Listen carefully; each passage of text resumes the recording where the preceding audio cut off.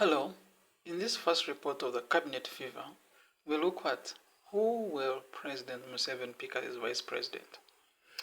Following his confirmation as president in the Gazette and impending swearing-in ceremony at Kololo, President Museveni now turns to the delicate, almost ritualistic task of assembling the cabinet that will carry him through the next 5 years. In a series of projection reports, we'll be looking at the build-up to that cabinet. And in our first report of the Cabinet Fever series, we look at Museveni's VP dilemma, whether he will retain Jessica Alupo or pick another person for the second most important job, and who would that be? For those who have watched him closely say, he has been moving with a small, weather-beaten notebook. That's President Museveni, a private ledger of names, loyalties, dates, and political equations. In it, he reportedly scribbles, crosses out, rewrites, and reconsiders as though the future of the Republic is being drafted in shorthand on its yellowing pages. But among all the positions he must fill, none weighs more heavily on his mind than the vice presidency.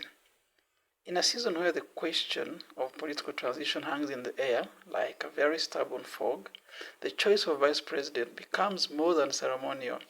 It becomes a statement of intent, a signal to the allies and adversaries alike, and perhaps even a clue, however faint, about the shape of Uganda after Museveni. For 4 decades, Museveni has chosen his deputies with the caution of a man handling explosives. The vice president is the person he leaves in charge when he travels, the one who chairs cabinet in his absence, and the one who symbolically stands closest to the throne. That person must be loyal beyond question, predictable beyond ambition, and politically safe beyond imagination. Yet history shows that Museveni's choices have never been driven by loyalty alone. They have been shaped by a delicate cocktail of religion, region, and political necessity. From Dr. Samson Kiseka to Dr. Specioza Wandirakaziwe, from Professor Gilbert Bukenya to Edward Chwanukasekandi, and now retired Major Jessica Alupo, the pattern is unmistakable. Catholics have dominated the slot, balancing the Anglican Museveni in a country where religious identity still quietly shapes political legitimacy. Regionally, the story is similar. Only Uganda, that is central, and eastern Uganda have produced vice presidents under Museveni. And that is a reflection of electoral realities. Northern Uganda, long hostile to the NRM during the LRA war years, only warmed up to Museveni after 2016 and especially 2021. Now, with the North delivering unprecedented numbers in 2 consecutive elections, the political logic of rewarding them has never been stronger. Now, Jessica Alupo, is she completely out of the picture? Is she out of the equation?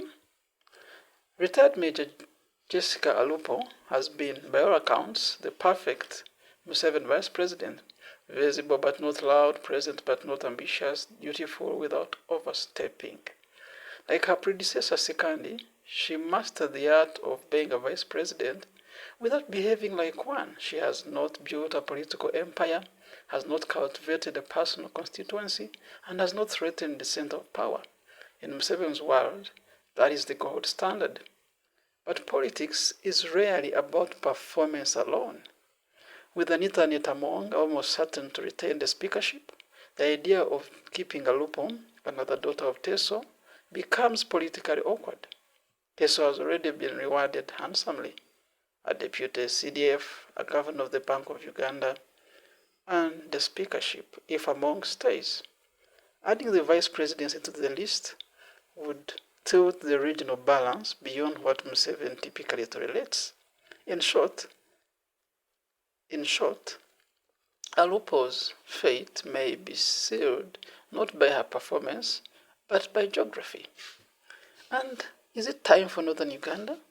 If Museveni were to follow his long-standing logic of rewarding regions that deliver politically, northern Uganda would be the natural destination for the next vice president. The region's political transformation is one of the most dramatic in recent years. Once the epicenter of the NRM sentiment, the North has, in the last two election cycles, swung decisively toward Museveni. That's a shift that stunned even seasoned political observers.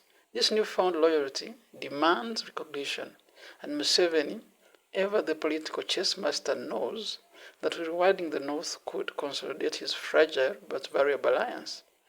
But who from the North fits the bill? Mao, Todwong, or Acheng?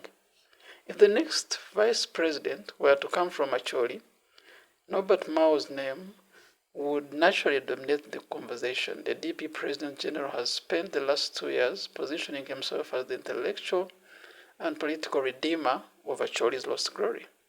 His boldness, sometimes bordering on provocation, has made him both admired and feared. His public dismissal of Anita Mong as an accidental speaker was not just political theater. It was a declaration of Acholi entitlement to national leadership. As a Catholic, Mao fits Museveni's religious balancing formula. As an Acholi, he satisfies the regional equation. As a former presidential candidate, he brings national name recognition. But therein lies the problem. Mao has twice sought Museveni's job.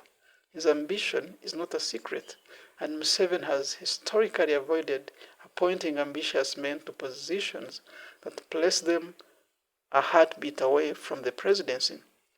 The last time he tried it with Professor Gilbert Bukenya, it ended in a messy political divorce. Still, there's a theory circulating in the corridors of power. If Museveni endorses a Mong for speaker, Mao may be consoled with the vice presidency. A classic Museveni move: reward the North by replacing the late Jacob Oulanyah with another Acholi, and lure the opposition into the warm embrace of government with the promise of high office. But Mao is a gamble, and Museveni rarely gambles. If Mao is the wild card, Richard Todwong is a safe option. A former UPC man turned NRM loyalist, Todwong is Catholic, northern, disciplined, and ideologically aligned with the president. As NRM Secretary General, he has demonstrated loyalty without theatrics, ambition without threat, and competence without controversy. He's the kind of man Museveni likes. He's predictable, steady, loyal, and politically house-trained. If Museveni wants a northern VP without the Museveni headache, rather the Mao headache, Todwong is the obvious choice. Then there is Dr. Jane Ruth Acheng, the woman who broke UPC's UPC's decade-long dominance in Lango by defeating Betty Amongi in Liram municipality. Her victory was not just electoral, it was symbolic. In a region where UPC still commands emotional loyalty, Acheng's triumph signaled a shift that Museveni would be eager to consolidate. Her COVID-19 leadership and her national respect, her technocratic discipline appeals to Museveni's preference for non-threatening deputies. But the Acholi question complicates her chances. If the North is to be rewarded, Acholi, not Lango, may argue that they have waited longer and sacrificed more. Still, Acheng remains a dark horse, quiet, competent, and politically useful. In our second part, we'll be looking at whether we could have another vice president from Busoga